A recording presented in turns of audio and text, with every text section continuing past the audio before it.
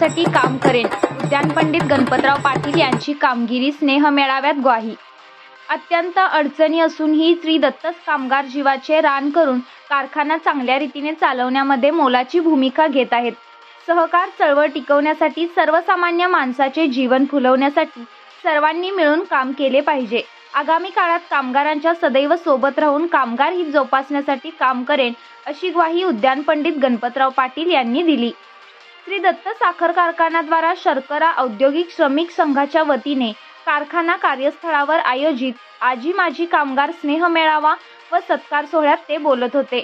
महाविकास आघाडी राष्ट्रीय काँग्रेस पक्षाकडे विधानसभा निवडणुकीसाठी उमेदवारी मागितली असून सर्वांच्या सहकार्याने जो निर्णय होईल त्याप्रमाणे निवडणूक रिंगणात उतरणार असल्याचे त्यांनी सांगितले.